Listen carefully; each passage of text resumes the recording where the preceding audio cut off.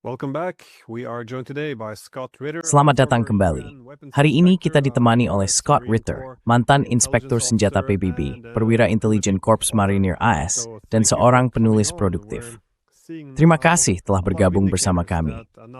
Kami melihat banyak indikator bahwa serangan lain terhadap Iran bisa segera terjadi. Beberapa pasukan Angkatan Laut AS telah tiba di wilayah tersebut, dan Trump mengklaim bahwa ini adalah armada yang lebih besar daripada yang dikirim ke Venezuela. Ada juga banyak kekuatan udara AS yang datang, dan kami melihat beberapa gangguan di wilayah udara. Beberapa penerbangan sipil dialihkan. Selain itu, ada laporan media tentang rencana serangan presisi terhadap pejabat Iran. Bagaimana Anda menilai informasi ini? Apakah kita sedang menuju perang? Are we heading towards war? It certainly looks that way. Donald Trump has. Memang tampaknya begitu. Donald Trump memiliki riwayat mundur dari ambang konflik dengan Iran karena konsekuensi dari perang tetap sama. Ada pepatah lama, jangan menyerang raja kecuali jika kamu berniat membunuh raja. Karena jika kamu menyerang raja dan raja masih hidup, raja akan membunuhmu. Iran adalah raja di kawasan itu. Mari kita jujur soal itu. Iran memiliki kemampuan untuk menghentikan seluruh produksi energi di kawasan kapanpun mereka mau. Selain itu, Iriga Mihari Roderhau died imported to attack on number Grace Paling Color Military America. Ito kemungkinan perinawat Wodri Smoth and personnel military Amerika. The potential of killing hundreds, if not thousands, of American service members. I think we have to keep in the back. Saya pikir kita harus tetap mempertimbangkan kemungkinan bahwa Amerika Serikat bisa kehilangan beberapa kapal, termasuk kapal induk. Dan Iran, tentu saja, memiliki kemampuan untuk memberikan kerusakan mematikan terhadap Israel. Israel telah memberitahu Amerika Serikat, menurut laporan berita, bahwa mereka siap menahan hingga 700 rudal balistik Iran jika Amerika Serikat dapat menjamin bahwa tindakan militer apapun yang diambil akan menyingkirkan rezim Iran dari kekuasaan. Ya, saya punya kabar buruk untuk para perencana militer AS. Mari kita bicara secara jujur dan terbuka tentang hal ini. U.S. military planners, let's just be straight up and honest about this. You don't have what it takes to remove Iran's military. Kalian tidak memiliki kemampuan untuk menyingkirkan kepemimpinan militer dan sipil Iran dari kekuasaan. Terutama sekarang setelah kalian secara harfiah benar-benar menyiarkan serangan kalian. Ini tidak akan menjadi pengulangan bulan Juni, ketika kalian meninabobokan Iran dengan rasa aman palsu, dengan membuat mereka percaya bahwa akan ada negosiasi lanjutan tentang program nuklir mereka. Mereka tidur di malam hari hanya untuk diserang oleh Israel, dengan dukungan Amerika Serikat dalam upaya pemenggalan yang gagal. Iran telah mempersiapkan diri lebih dari 20 tahun untuk melancarkan konflik eksistensial melawan Israel, Amerika Serikat, dan Barat.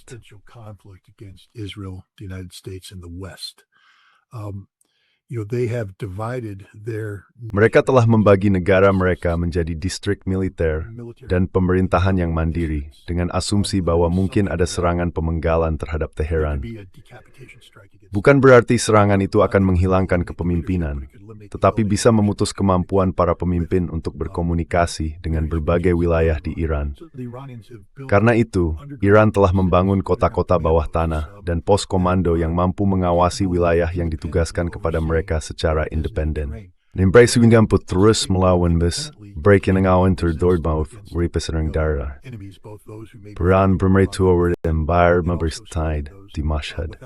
The Iranian government has a buried city in Mashhad.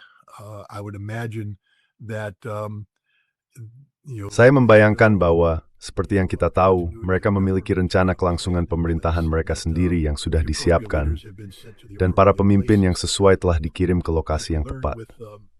Seperti yang kita pelajari dari kasus Fordow, fasilitas pengayaan nuklir bawah tanah.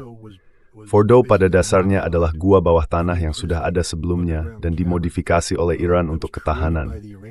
Mereka memiliki puluhan jika tidak lebih fasilitas seperti ini di seluruh negeri. Banyak di antaranya bahkan tidak kita ketahui. Tempat mereka dapat menyembunyikan peralatan produksi, peralatan militer sensitif, dokumen, ruang kantor pemerintahan, dan kemampuan pengayaan. Government office spaces, they can hide enrichment capabilities. the Iranians would be fools not to have implemented. Orang-orang Iran akan bodoh jika tidak melaksanakan rencana apapun yang mereka butuhkan untuk ketahanan eksistensial nasional. Dan jadi kita gagal. Maksud saya, jika Anda akan melakukan serangan pemenggalan, itu harus dilakukan secara mendadak. Anda tidak memberitahu lawan tentang pukulan Anda. Dan Anda tahu, bahkan jika Amerika Serikat turun tangan dengan senjata nuklir, dan saya tidak melihat mereka akan melakukannya, mereka tidak akan bisa melenyapkan rezim Iran. Itu di Eisenhower.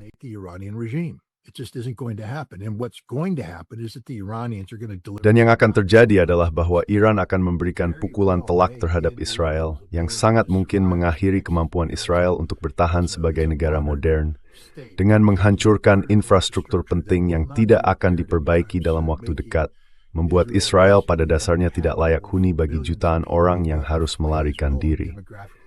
Dan secara demografis, itu adalah akhir dari Israel. Iran siap tidak hanya untuk menutup Selat Hormuz, tetapi juga secara permanen mengganggu kemampuan negara-negara penghasil energi di kawasan untuk memproduksi energi. Hal ini akan berdampak hampir fatal terhadap ekonomi global. Maksud saya khawatir untuk diri saya sendiri, keluarga saya, dan untuk Amerika Serikat atas konsekuensinya.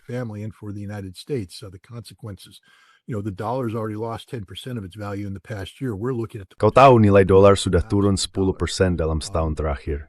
Kita sedang menghadapi kemungkinan kehancuran total dolar. Dan kau tahu harga energi di luar kendali, dan hal ini akan berdampak secara global. Aku khawatir untukmu, karena aku tahu Norwegia memproduksi energinya sendiri. Tapi kau tahu, kalian juga akan terdampak oleh hal ini. Inilah konsekuensinya. Semoga ada orang yang cukup bijak untuk berkata, "Hei, Tuan Presiden, ini tidak akan berhasil. Ini bukan waktu yang tepat. Jika bukan, itu yang cerita. Anda orang kuat di terus waktu Amerika mengzulkan banyak. Jika kita pesan melakukan Trump, tetapi habis full sultan satu menit tempat ini nembrol to check on it surrounded by Philippines. A major military attack against Iran. Well, what would the objective be here, though? Nah, tapi apa sebenarnya tujuannya di sini? Karena sekarang sudah tidak ada lagi pembicaraan tentang program nuklir. Trump mengklaim bahwa program itu sudah dihancurkan, meskipun diragukan. Tapi bagaimanapun, pembicaraan sekarang adalah tentang serangan presisi terhadap pemerintah, tentang meminta pertanggungjawaban pemerintah atas pembunuhan para pengunjuk rasa. Intinya, mereka sedang membicarakan perubahan rezim. Dan mengingat tidak ada oposisi yang bersatu, muncul pertanyaan, apa tujuan utamanya dengan medicine atau menghancur Iran? Bertanya di banyak yang kecil, itu lebih mudah dikendalikan. Many smaller manageable pieces. Indeed, there was this Wall Street Journal. Memang, baru-baru ini ada sebuah artikel di Wall Street Journal berjudul Iran yang terpecah mungkin tidak terlalu buruk. Artikel itu mengakui bahwa ya, ada kemungkinan nyata terjadinya perang saudara setelah operasi pergantian rezim, yang tampaknya bisa berarti, ya, entah diperlukan oposisi yang sangat otoriter untuk mengambil alih, yang mampu mengendalikannya, seperti para jihadis yang ditempatkan di Suriah, atau itu akan berarti terpecahnya Iran. No adlit math ini sebagainya hefted, and you think strength to grow. The main game plan just to destroy the country? Absolutely. I see.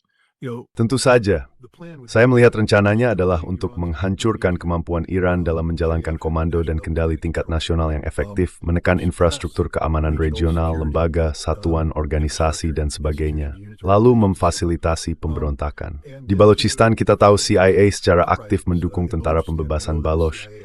Di Khuzestan kita mendukung gerakan pembebasan Arab, kita mendukung Kurdi, kita mendukung Azeri. Jadi, akan ada pemberontakan di semua wilayah ini, operasi yang didukung CIA, dan kemudian akan ada MEK serta kaum monarkis yang bekerja untuk mengguncang stabilitas Iran dari dalam, di apa yang bisa disebut sebagai inti Iran. Saya pikir Trump percaya bahwa ia bisa menempatkan putra Shah berkuasa dan menghidupkan kembali monarki.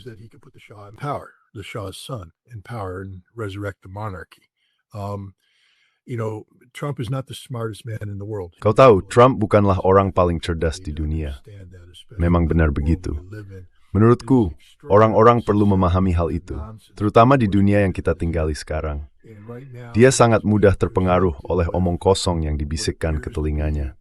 Dan saat ini, dia sedang dihadapkan pada apa yang tampak seperti barisan kuat orang Iran anti-rezim, para ekspatriat di Los Angeles, kelompok yang sangat berpengaruh di sana, tapi juga di seluruh Amerika Serikat, orang-orang yang mengatakan sudah waktunya rezim itu tumbang, bahwa monarki siap untuk kembali.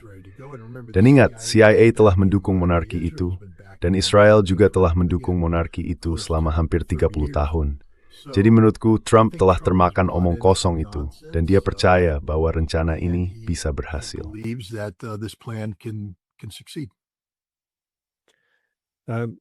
But if there is a regime change operation, as you suggested, you need some. Tapi jika memang ada operasi pergantian rezim, seperti yang Anda sarankan, maka dibutuhkan beberapa kelompok di lapangan. Saya mendapat kesan bahwa upaya untuk memicu semua kerusuhan dan kekerasan anti-pemerintah yang belakangan ini mereda, pada dasarnya merupakan kesempatan untuk menyerang pemerintah Iran.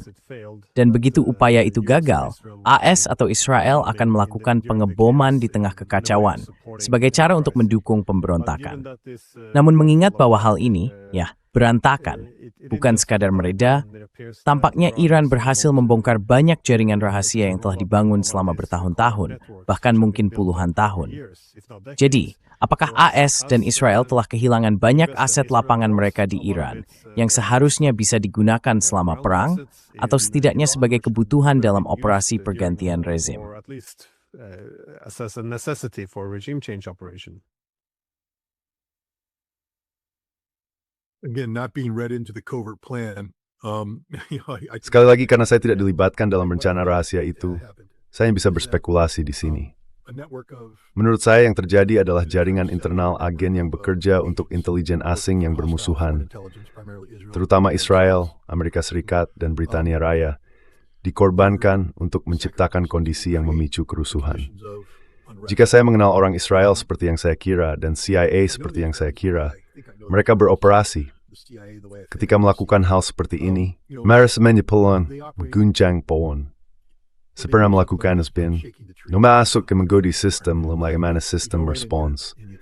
Dan menggodi sistem itu.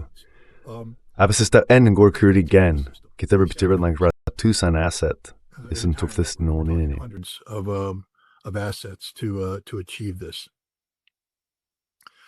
But what they didn't do is mobilize.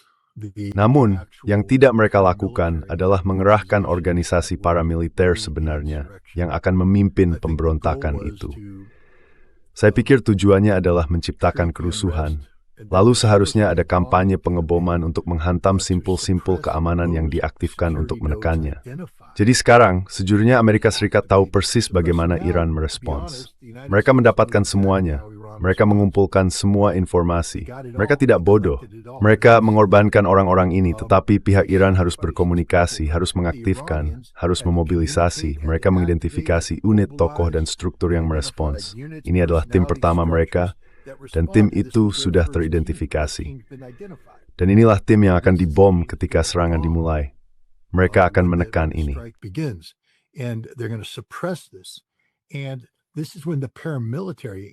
Dan inilah saat pasukan paramiliter masuk, orang-orang yang berlatih di Irak Utara, pasukan Kurdi di sana, pasukan Kurdi yang beroperasi di sepanjang perbatasan Iran.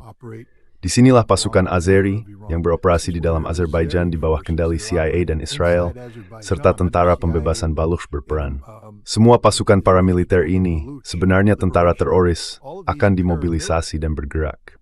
Pada saat yang sama, Mujahidin Al-Khalq, Serifan, salah satu organisasi paling tangguh dan mampu bertahan, akan bergerak dari dalam. Orang-orang ini memiliki jaringan yang tidak dikorban yang masih aktif. Inilah jaringan yang digunakan oleh Israel untuk para ilmuwan dan sebagainya. Mereka akan menyuap menti imsemalmi dari penelekatnya.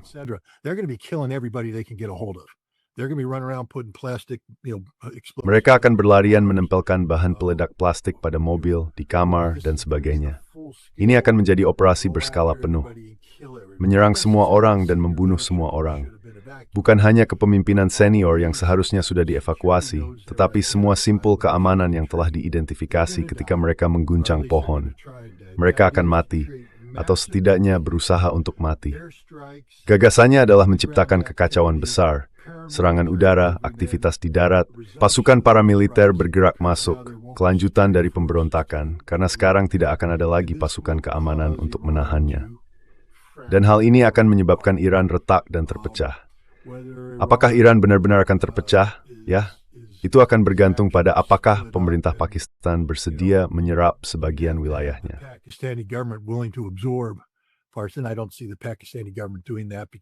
Dan saya tidak melihat pemerintah Pakistan melakukan hal itu. Tapi saya pikir Anda akan melihat Iran terpecah menjadi wilayah-wilayah otonom yang dipenuhi kekacauan dan anarki yang tidak akan dapat dikendalikan oleh pusat. Dan dari sudut pandang Israel, ini adalah sebuah keberhasilan. Orang-orang Israel tidak peduli dengan rakyat Iran. Orang-orang Amerika tidak peduli dengan rakyat Iran. Yang kami pedulikan hanyalah menyingkirkan rezim Ayatollah. Dan itulah yang akan kami coba lakukan. Sekali lagi, saya katakan ini, pahamilah bahwa apa yang baru saja saya jelaskan, yang saya yakini memang akan terjadi, orang-orang Iran mengetahuinya. Mereka telah mempersiapkan diri untuk itu. Jadi bukan seolah-olah orang Iran akan berkata, oh maksudmu mereka muncul entah dari mana. The MEK is going to come out of the woodworks? Oh, you mean the Baluch Liberation Army? Oh, maksudmu tentara pembebasan Baluch. Iran sudah siap untuk ini. Sekarang, seberapa siap kamu? Itu seperti mengatakan, aku siap dipukul Mike Tyson di wajah. Bisakah kamu benar-benar siap untuk dipukul Mike Tyson di wajah? Kalau dia membuatmu pingsan, ya kamu pingsan. Tapi setidaknya kamu tahu pukulan itu akan datang, dan kamu bisa bersiap untuk itu. Kita lihat saja nanti. Menurutku, ini pemerintahan yang mengerikan. Tidak ada alasan bagi Amerika Serikat dan Israel untuk mendorong penggulingan pemerintahan Iran saat ini, kecuali karena Benjamin Netanyahu sangat membutuhkan hal ini demi kelangsungan politiknya. Jadi sekali lagi, Amerika Serikat telah mengorbankan segalanya, keamanan nasional kita, legitimasi nasional kita, semuanya demi Israel.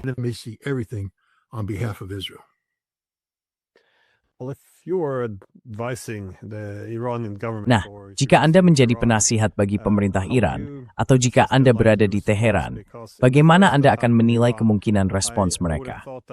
Karena dalam serangan pertama terhadap Iran, saya kira tujuan utama Iran adalah untuk menunjukkan kekuatannya, ketahanannya, kemampuannya untuk membalas serangan, untuk membangun daya tangkalnya, memastikan kekuatan agresor didorong mundur dan dicegah agar tidak melakukannya lagi. Namun, Yusember adalah paman eksistensial. Tujuannya bukan sekadar serangan batas, melainkan untuk menghancurkan our strength. Dan jika Iran geser Moldasir, is step the nature strategi is the symbol wall. If they fail, they would perhaps go back, regroup, and try again. So, given that this is how Jadi, mengingat bahwa inilah cara Iran kemungkinan melihat ancaman terhadap dirinya, saya pikir mereka akan memiliki insentif untuk bereaksi secara berbeda kali ini. Artinya, tidak menahan diri dalam hal menyerang berbagai aset militer Barat atau Israel di kawasan tersebut. Atau bahkan, seperti yang dikatakan beberapa orang, Iran mungkin melakukan serangan pendahuluan jika semua kapal perang, pesawat tempur, dan pembom Amerika sudah berada di posisi. Dan, jika terlihat bahwa mereka akan menyerang, maka mungkin lebih baik bagi Iran untuk memukul terlebih dahulu. Sekali lagi, ini hanya spekulasi, bukan sesuatu yang terlihat di media. Tidak ada siapapun di Teheran yang membisikkan hal ini kepada saya juga.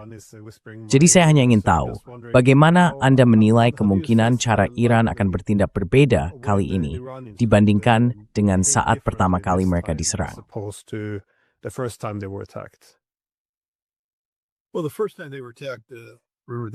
Ya, saat pertama kali mereka diserang, mereka tidak menduganya. Serangan itu membuat mereka terkejut. Jadi sejak awal, jika Iran kembali diserang secara tiba-tiba, maka itu salah mereka sendiri. Itu tanggung jawab mereka. Maksud saya, kalau saya yang membuat keputusan di Iran, kapal Abraham Lincoln sudah tenggelam, pangkalan-pangkalan Amerika sudah hancur, Israel sudah dieliminasi. Saya akan melancarkan operasi besar-besaran terhadap Kurdi di Irak, juga terhadap Baloch. Saya akan menumpas Afaz, membunuh yang dicurigai punya hubungan dengan Mek. Saya akan mengirim tim pembunuh yang membunuh putra Shah. Saya akan membunuh semua orang. Tapi itu hanya saya. Saya bukan orang Iran. Saya hanya orang haus darah yang tidak percaya pada sikap diam Yusmam dan menunggu sampai dipukul duluan. and standing by and getting hit in the face first. The Iranians, unfortunately for them, are very civilized. Sayangnya bagi mereka, orang-orang Iran sangat beradab. Mereka sangat sopan. Dan saya percaya pemerintah mereka masih berharap bahwa perang dapat dihindari. Jadi saya pikir mereka tidak akan mengambil tindakan yang diperlukan untuk mencegah hal ini. Namun, Iran sepenuhnya berhak melakukannya. Maksud saya pernyataan yang dibuat oleh Amerika Serikat dan Israel sudah cukup untuk membenarkannya. Tidak diragukan lagi bahwa ancaman yang akan segera terjadi sedang meningkat. Iran seharusnya pergi ke Perserikatan Bangsa-Bangsa, menyatakan keadaan darurat, dan menuntut intervensi internasional. Menyatakan bahwa ada ancaman yang akan segera terjadi. Dan jika ancaman itu tidak dapat dihilangkan dalam jangka waktu tertentu, maka Iran tidak punya pilihan selain melakukan pembelaan diri secara preemptif berdasarkan Pasal 51 Piagam Perserikatan Bangsa-Bangsa.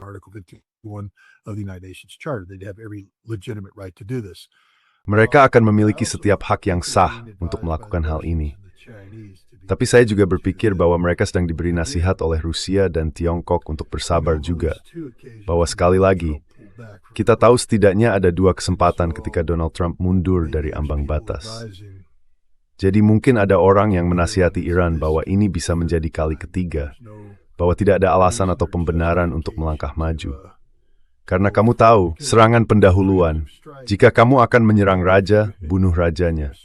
Jadi serangan pendahuluan itu harus menjadi pukulan telak bagi Amerika Serikat dan Israel. Dan salah satu hal yang terjadi jika kamu melancarkan serangan pendahuluan yang sangat efektif adalah kamu membuka diri terhadap pembalasan nuklir. Dan itu sekali lagi akan menjadi akhir bagi Iran.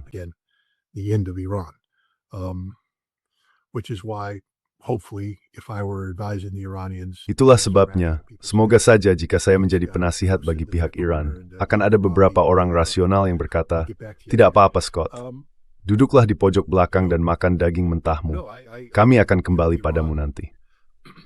Tapi tidak, saya pikir Iran, saya punya harapan dan keyakinan bahwa orang-orang Iran memahami apa yang sedang terjadi dan bahwa mereka sedang bersiap untuk menghadapi badai besar yang akan datang. Saya juga perlu mengatakan ini. Saya orang Amerika. Saya tidak menginginkan bahaya menimpa siapapun dari Amerika. Saya tidak ingin ada orang Amerika yang terluka dalam hal ini. Dan ya, ini akan menjadi sesuatu yang buruk, sangat buruk, karena ini adalah perang yang dipilih. Saya hanya berharap dan berdoa agar para pemimpin dari pria dan wanita Amerika yang berada dalam bahaya melakukan tugas mereka dengan benar dan membawa pulang sebanyak mungkin anak-anak mereka. Do their jobs right and bring as many of their boys and girls home as possible. Well, meanwhile, Trump though, Sementara itu, Trump membuat beberapa pernyataan bahwa ketika armada besar ini sedang menuju Iran, ia mengatakan bahwa orang-orang Iran sekarang ingin membuat kesepakatan. Sekali lagi, itu kata-katanya. Kita tidak harus menafsirkannya secara harfiah. Saya tidak berpikir orang-orang Iran benar-benar mengatakan, kami siap membuat kesepakatan. Itu hanya kata-kata. Namun hal ini menimbulkan pertanyaan, jenis kesepakatan seperti apa yang sebenarnya sedang dibicarakan? Karena ini bukan lagi tentang kesepakatan nuklir. Jadi apakah ini hanya tentang mencoba memberi mereka rasa aman, bahwa ini hanya untuk menekan mereka agar mau bernegosiasi? Ataukah dia benar-benar mencari sebuah kesepakatan?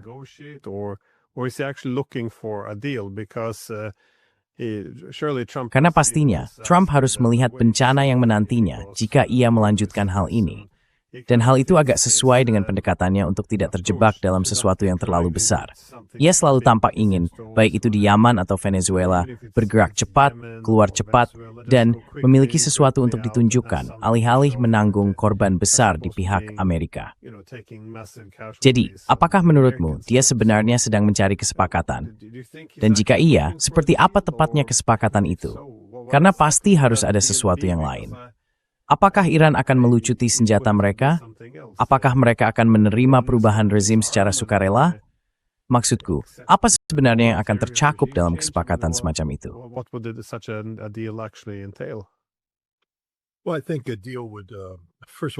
Ya, saya pikir sebuah kesepakatan akan pertama-tama kamu tahu Karin Kneissel. Dia adalah mantan Menteri Luar Negeri Austria yang saat ini tinggal di St. Petersburg. Dia memimpin apa yang disebut Pusat Gorky, seorang wanita yang sangat-sangat cerdas. Dia membenci istilah kesepakatan. Dia menyebutnya bahasa para gangster. Itulah sebabnya Donald Trump menggunakannya. Sebuah kesepakatan, maksud saya Donald Trump menginginkan kesepakatan karena kesepakatan itu jalan satu arah. Donald Trump menginginkan semuanya untuk dirinya sendiri, tidak ada untukmu. Dan dia bisa membatalkannya kapanpun dia mau, karena dia akan menyebutnya kesepakatan yang buruk dan mengatakan dia sedang mencari yang lebih baik. Itu bahasa para gangster. Dan orang-orang Iran seharusnya memahami hal itu dan tidak mencari kesepakatan apapun.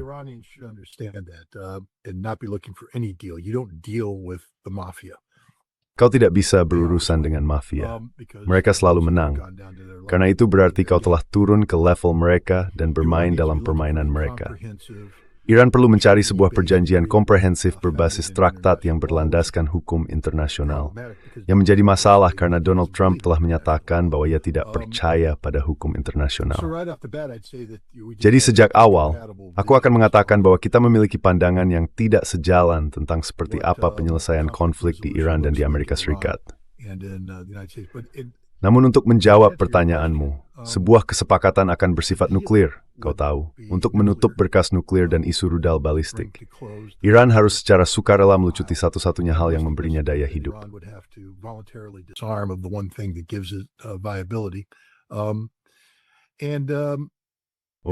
Dan begitu mereka melakukannya, Israel akan masuk dan menuntaskan mereka. Maksud saya itulah kesepakatannya. Apa yang dikatakan Amerika Serikat adalah secara sukarela menyingkirkan apapun yang memberi kalian, tahu kan, kemampuan penangkal. Lalu Israel akan menuntaskan kalian karena kami menginginkan perubahan rezim. Israel tidak akan puas sampai para ayatollah pergi. Dan terus terang, inti dari para pembuat kebijakan Amerika memiliki pandangan yang sama. Kalian tahu, mereka seharusnya tidak melompati tembok kedutaan pada Tehran, karena ketika mereka melakukannya, mereka mengajarkan seluruh bangsa membenci mereka. Dan kebencian itu masih ada. Itu kebencian yang tidak rasional, tidak masuk akal, tapi tidak masalah. Kalian tidak boleh menyandera orang Amerika selama 404 hari.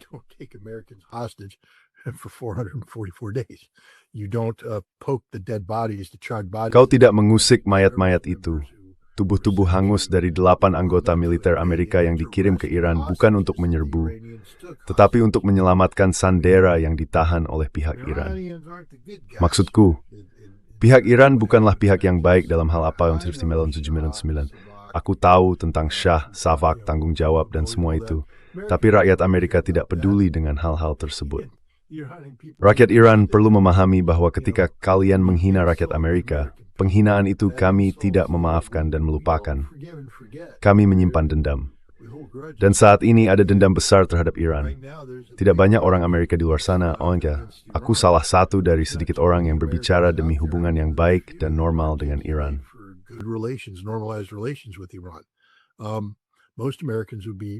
Kebanyakan orang Amerika akan sangat senang melihat para ayatollah pergi. Bukan karena mereka tahu sesuatu tentang para ayatollah atau bagaimana Iran berfungsi, tetapi karena mereka telah diprogram untuk mengaitkan para ayatollah dengan Iran, menyandera orang Amerika, mengambil alih kedutaan besar Amerika, misi penyelamatan yang gagal, 8 orang Amerika tewas terbakar di padang pasir di Desert One. Kamu tahu, inilah kenyataannya. Jadi seharusnya tidak ada kompromi dari pihak Iran. Karena begitu mereka berkompromi, begitu mereka membuat kesepakatan, semuanya berakhir. Kamu tidak membuat kesepakatan dengan iblis, kamu tidak membuat kesepakatan dengan mafia, dan kamu tidak membuat kesepakatan dengan Donald Trump.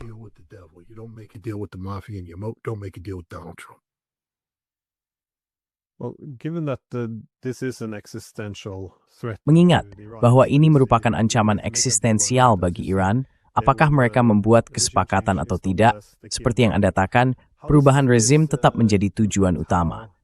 Bagaimana hal ini akan memengaruhi cara Rusia dan Tiongkok menanggapi serangan Amerika atau Israel terhadap Iran? Nah, saya mendengar ada kemungkinan besar bahwa Rusia terlibat dalam mematikan Starlink selama kerusuhan. Namun secara keseluruhan, Iran adalah kekuatan regional yang penting, dan kawasan Eurasia yang lebih luas merupakan pilar utama dari kemitraan Eurasia yang lebih besar ini. Bagi negara-negara seperti Tiongkok, Iran juga merupakan sumber energi yang penting. Dan jika Iran disingkirkan, hal itu tentu akan dimanfaatkan sebagai kesempatan untuk menyerang Rusia atau Tiongkok di masa depan. Jadi sulit membayangkan mereka akan membiarkan Iran jatuh seperti yang terjadi pada Venezuela, misalnya.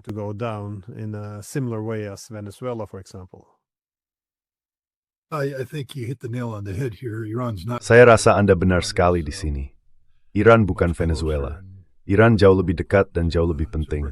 Negara itu anggota BRICS. Rusia memiliki hubungan strategis dengan Iran. Ada lampiran militer rahasia yang kini telah disahkan oleh Rusia dan Iran dan sedang dijalankan. Dan Tiongkok juga, seperti yang Anda tahu, bekerja sama dengan Iran. Saya menulis sebuah artikel beberapa minggu lalu yang banyak orang bilang menjadi alasan saya kehilangan akses ke bank. Intinya, saya mengatakan Yusuf beri unta itu hidung berdarah. Jadi tidak bisa memberi sedih negeri berdelipkan hidung ke dalam tenda, karena kalau gaduh seluruh unta akan masuk. Dan Amerika Serikat kasih unta itu, negara itu mencoba melipkan hidungnya ke dalam tenda di sini, dan seseorang perlu memberinya hidung berdarah. And that somebody needs to give it a bloody nose. Now, again, I'm not advocating for any harm to come to any Americans. Sekali lagi, saya tidak menganjurkan agar ada orang Amerika yang dirugikan. Saya sama sekali tidak menginginkan itu. Saya lebih banyak berbicara tentang, kamu tahu, tindakan ekonomi yang bisa diambil untuk menahan Amerika Serikat atau menghukumnya atas kebijakan yang buruk. Tapi kalau saya orang Rusia, sekali lagi, Amerika Serikat tidak sepintar atau secerdik yang mereka kira. Serangan B-2 yang dilakukan telah membocorkan setiap kemampuan Amerika yang bisa dibayangkan. Ketika mereka berbicara tentang serangan presisi, yang mereka maksud adalah menembus wilayah udara Iran dengan pembom B-2 dan rudal F-35, F-22. Profil itu telah diterbangkan, direkam, dicatat. Setiap aspeknya telah dianalisis oleh Iran, Rusia, dan Tiongkok.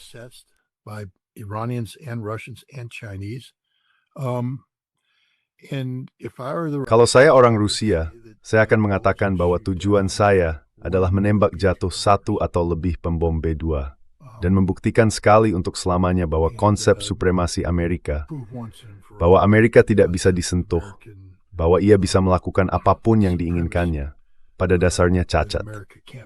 Sekarang jika mereka benar-benar menembak jatuh pesawat itu, saya berharap awak udara Amerika bisa keluar dan diselamatkan oleh tim pencarian dan penyelamatan Amerika. Dan tidak ada tawanan perang atau hal semacam itu. Tapi ya, intinya adalah, sekali lagi, jika saya memberi nasihat kepada Donald Trump, saya akan mengatakan jangan lakukan ini.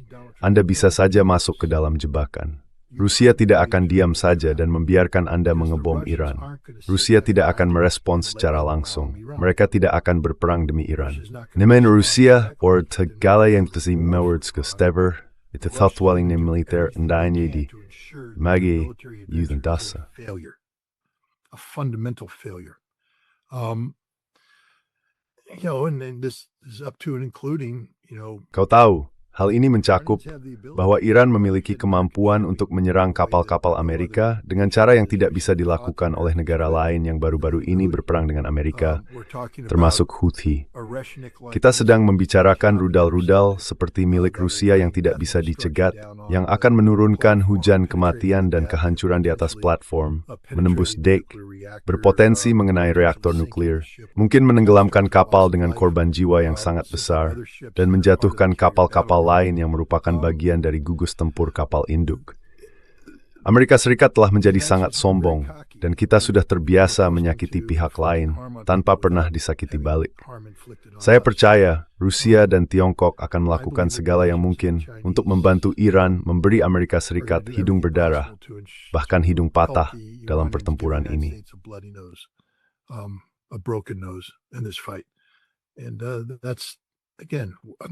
Dan itu sekali lagi adalah alasan lain mengapa kamu harus bertanya pada diri sendiri. Mengapa kita melakukan ini? Mengapa repot-repot melakukannya? Karena ego Trump. Maksudku, pada akhirnya memang itu penyebabnya. Ini juga tentang kendali yang dimiliki Israel atas kebijakan luar negeri dan kebijakan keamanan nasional Amerika. Tapi kamu tahu, aku tidak mengatakan bahwa Iran itu sempurna, dan aku tidak mengatakan bahwa mereka tidak bisa membuat kesalahan, dan aku tidak mengatakan bahwa mereka pasti akan berhasil. Tapi jika aku orang Rusia, aku akan melakukan segala yang bisa kulakukan untuk memastikan Iran menembak jatuh setidaknya 1, mungkin 2, pembom B-2 dalam paket serangan yang akan datang. Itu akan menjadi penghinaan bagi Donald Trump yang tidak akan bisa ia tanggung.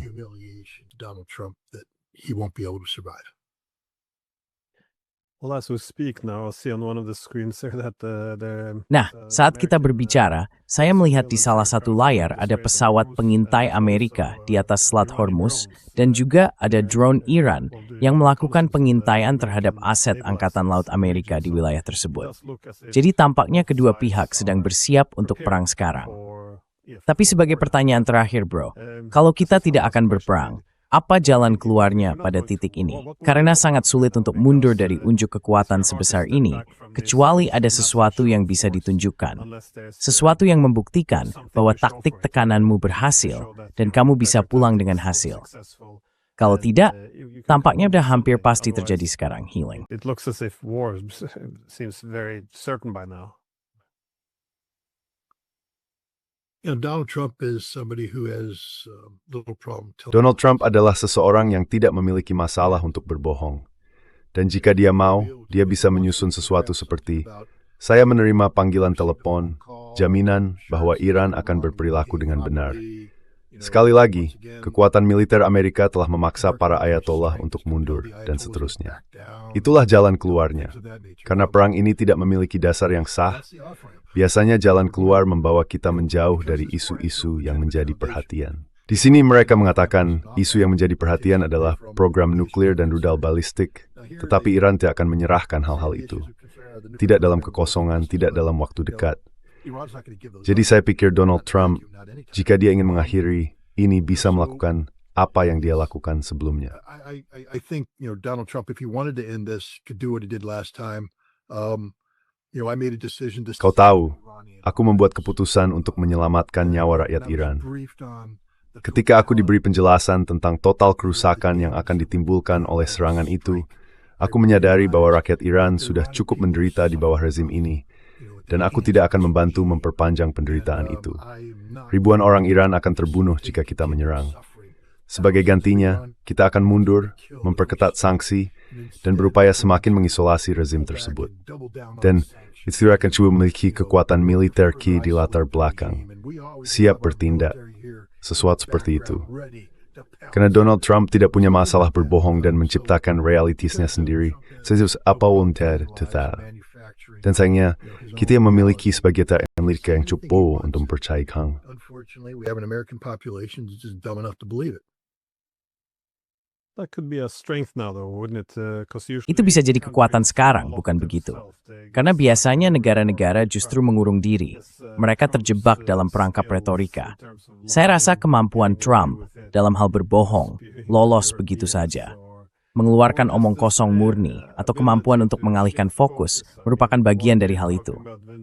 Maksud saya, suatu hari kita membicarakan Venezuela, keesokan harinya kita membicarakan Greenland. Itu semacam bakat saya kira dalam mengelola media. Sejauh emosional jenis seorang berpikir optimistis. Itu yang terakhir. Final thoughts? Yeah, Kamu harus mengambil sisi positif ketika itu ditawarkan. Ada awan gelap di atas kita. Tapi lihatlah, ini semacam cerminan dari keadaan yang kita hadapi saat ini. Di mana memiliki pemimpin yang suka berbohong dan tidak punya kompas moral entah bagaimana dianggap hal yang baik. Karena kebohongannya, ketidakbermoralan itu, justru bisa mencegah terjadinya perang.